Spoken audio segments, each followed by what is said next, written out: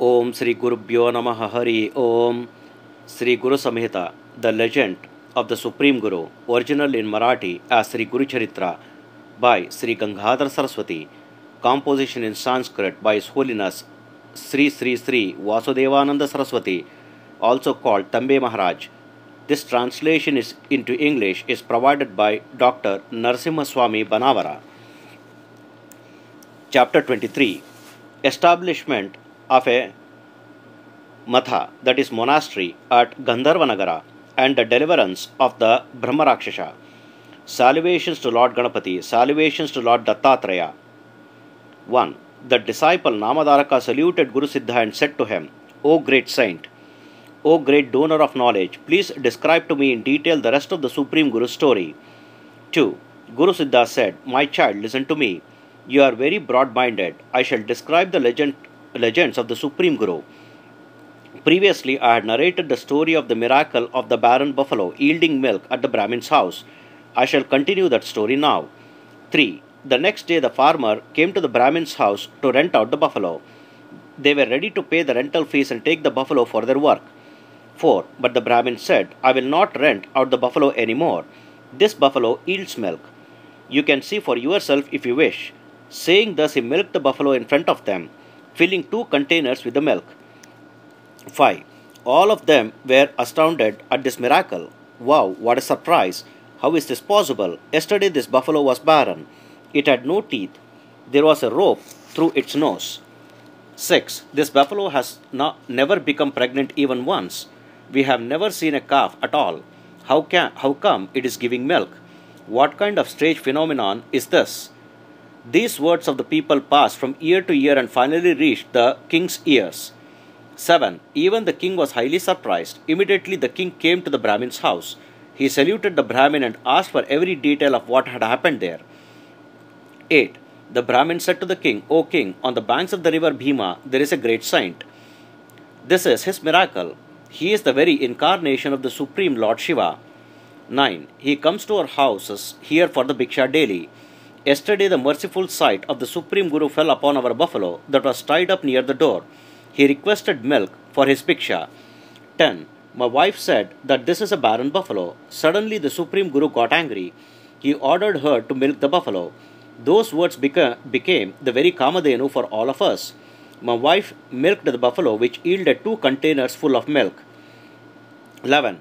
Hearing the Brahmin's words, the king immediately left with his queens, children, and the entire army, comprising of elephants, chariots, cavalry, and infantry, to obtain the darshan of the Supreme Guru. 12. He met the Supreme Guru with great fanfare and enthusiasm, prostrated himself before the Supreme Guru, and with profound devotion chanted hymns in his praise. 13. He said, O Guru of the whole world, praises be to you, praises be to you. You are the very manifestation of the Trinity, Brahma, Vishnu, Shiva. Your legends are infinite and eternal. Where do I have the power to describe them? 14. I am, after all, an ignorant man, enveloped by Maya, that is illusion, and Moha, that is passion. You are the emancipator of the whole world. You are the guiding light for the entire universe. Please rescue me from the bondages of this world. 15. I am drowning in this very deep sea of ignorance. O Creator of the universe, please uplift and save me. Saying this, the king fell at the feet of the Supreme Guru. 16. The king continued, O Lord, you are so powerful that you can create the entire universe just by desiring it. You only appear in a human form to the common eye. 17. How can I, an ignorant dullard, ever be competent to describe your infinite greatness and miracles? You are omnipresent, covering the entire universe. You do not have any single residence. You are pure knowledge and consciousness, always present in the form of the Spirit. You are the Guru of the whole world. 18. Thus the king praised the Supreme Guru with great devotion and saluted him again and again. Then the Supreme Guru affectionately assured the king with comforting words. 19. The Supreme Guru happily said to the king, O king, I am an ascetic. I live in the forest. I am a sannyasi as well. Right now I am staying here. 20. You have come here with such curiosity and fanfare, with your queens, children, and the entire army. What is the reason for this visit?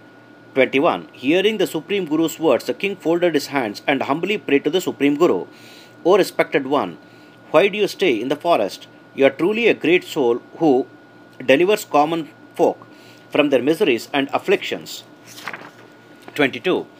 You are Lord Narayana, that is another name for Lord Vishnu, who incarnates on this earth in a human form for the sole reason of emancipating his devotees. You are the celestial Kamadhenu, granting people all their mind's wishes and desires. 23.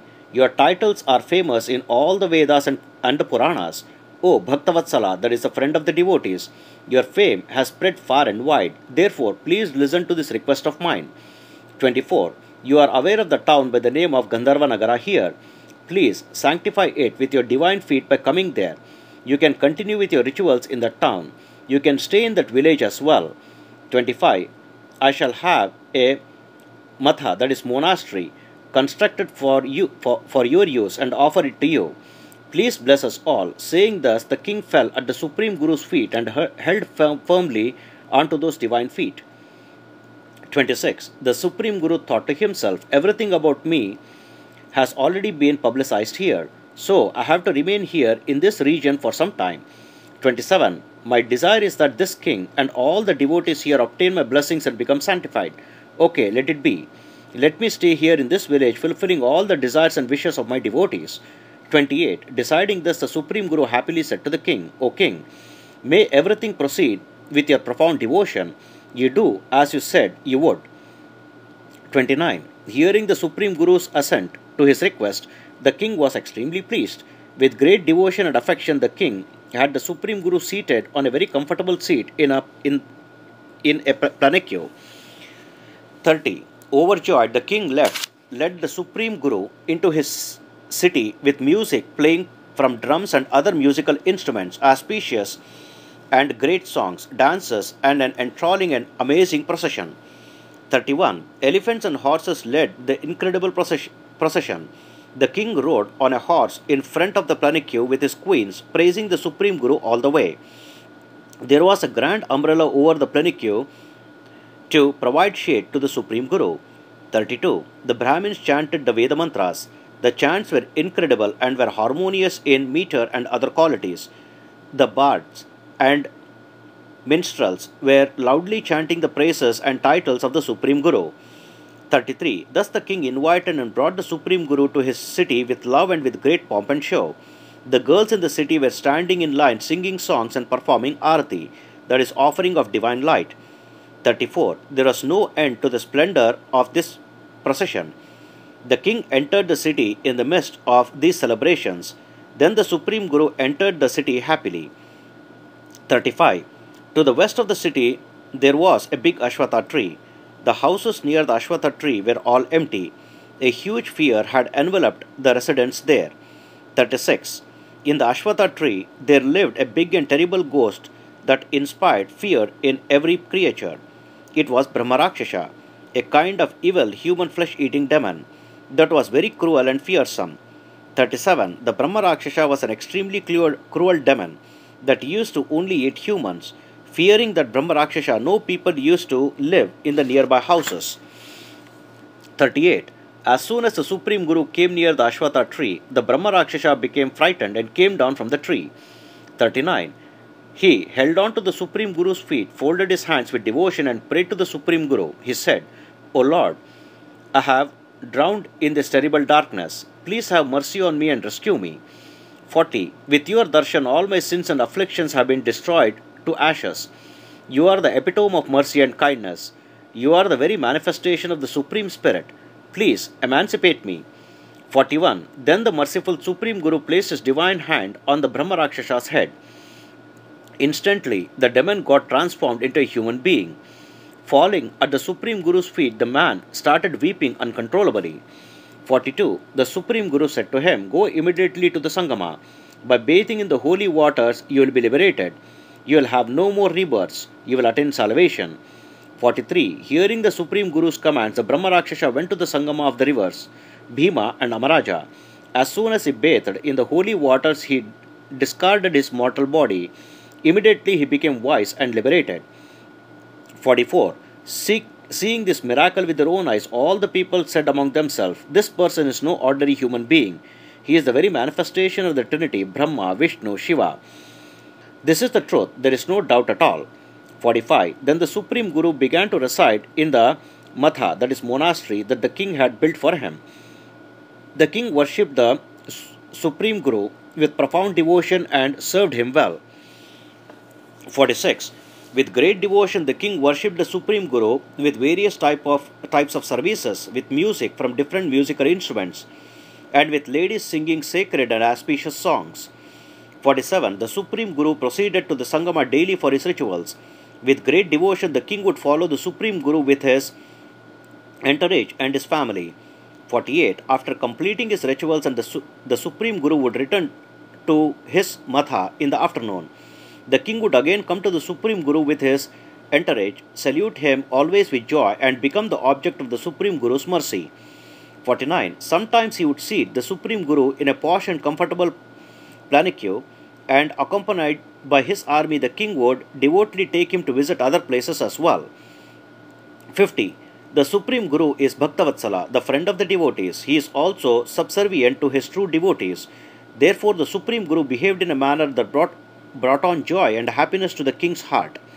51. People started coming from far and wide seeking darshan of the Supreme Guru.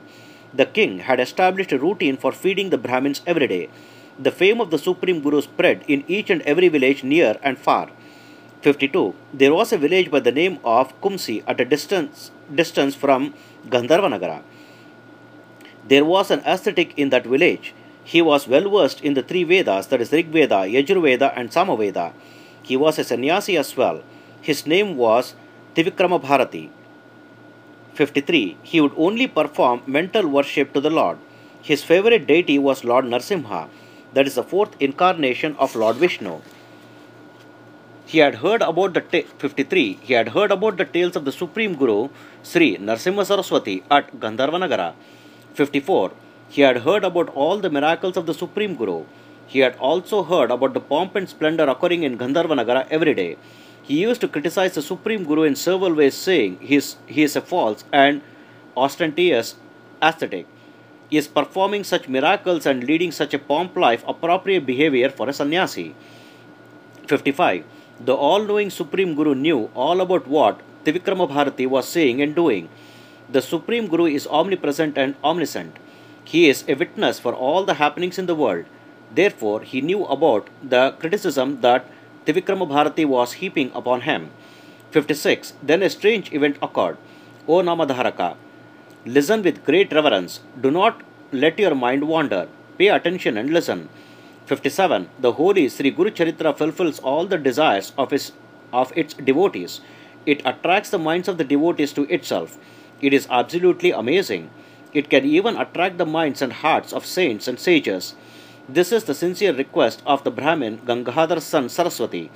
Thus ends chapter 23 in the Jnana Kanda, in the dialogue between Guru Siddha and Namadharaka, in the text known as the Legend of Narasimha Saraswati, authored by Gangadhara Saraswati in the Marathi language as Sri Guru Charitra, and referred to as Sri Guru Samhita, composed in the Sanskrit language by His Holiness Sri Vasudevananda Saraswati. Om Tat Sat. Om Sri Krishnarpanamastu. Mantrahina, Kriyahina, Bhaktihina, Kshamapate.